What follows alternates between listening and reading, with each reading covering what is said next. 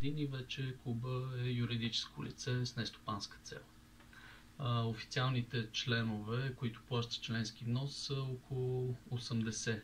Даже може би това е точната бройка 80, докато хората, които посещават форума и фейсбук групите, са над 200 активни членове. Как се палиш по тази марка в днешно време? Има ли хора, които в днешно време се палят? Защото, примерно, аз съм набор 8.5 и много хора са ми казали, аз на дядо колата, като съм ме карал първата кола, се е някаква такава или ще е москвич, или ще е лада или нещо такова. Има ли в днешно време хора, които се палят? Ами то, може би, всички така сме почнали. Аз съм тръгнал покрай семейните ми автомобили. Все още пазя и поддържам колата, с която съм взет от родилния дом даже. Даже и моя син е взима с нея.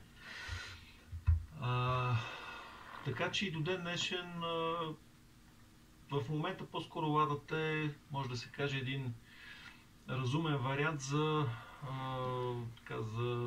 влизане в ретро средите. Така че тя все още е достатъчно популярна. Това ми беше следващия въпрос всъщност. Какво точно вече, аз не знам в България как е определен закон, знам, че има други страни, в които има и данъчни облекчения за такива автомобили, защото те са и стари, нали, колкото по-старе. В много други страни го има това, колкото по-стар ти автомобил да плащаш. Какво е изискването сега, за да бъде един автомобил определен като ретро? Наскоро, преди няколко години, и в България беше прието в закона понятието историческо превозно средство.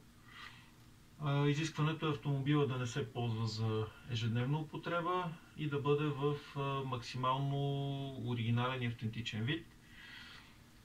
Организацията, която сертифицира автомобилите за историческо превозно средство, е Български автомобилен клуб Ретро, техническата комисия, и вече въз основа на тяхно становище, съответно в КАТ автомобилите получават в талона знак за историческо, получават информация, че са... Има ли от това? За сега все още не, тъй като това е една тежка бюрократична машина, а все още у нас в България няма разбирането, че хората, които съхраняват историята, трябва да бъдат по някакъв начин облегчени.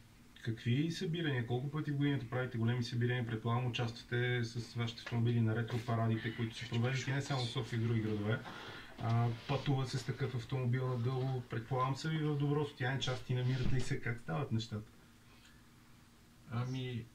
Аз мога да кажа за събиранията. Бак Ретро клуба, който е най-големия в България, има календар на събитията. Почти всеки месец, момчели, поправим ако греша. Са по няколко. Значи, като се почне от края на марта до...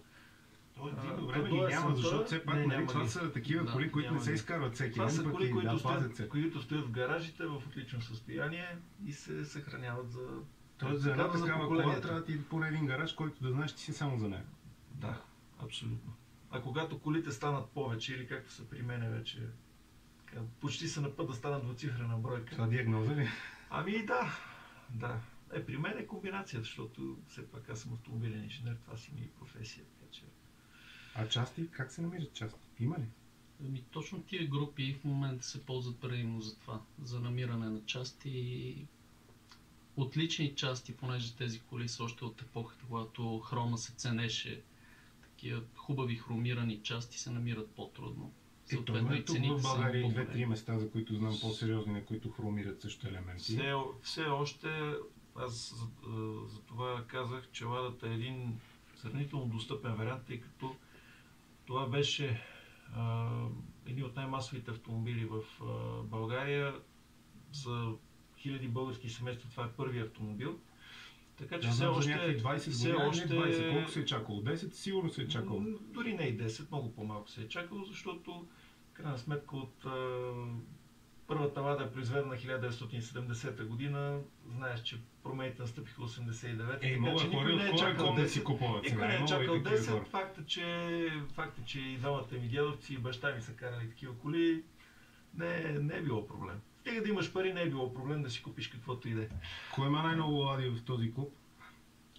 Има ли хора? Един наш колега, да. С над 20 и нещо. Ама всички реставрирани или си ги, примерно, 2-3, пък В другите добро част? състояние. Да, при него базата е добра. И това са автомобили, които не се карат ежедневно, това са автомобили Те за напоследък хоби. стават, между другото, популярни отвъд океана. Да. Популярни са навсякъде и в Европа, има пазар за тях, не само в страните от бившия соцлагер, но и в Западна Европа, и то държат едни доста прилични цени. Преди да сменим малко курса на разговора, защото след малко ще поговорим и за бюрокрация и за това как в днешно време управляваш такъв автомобил.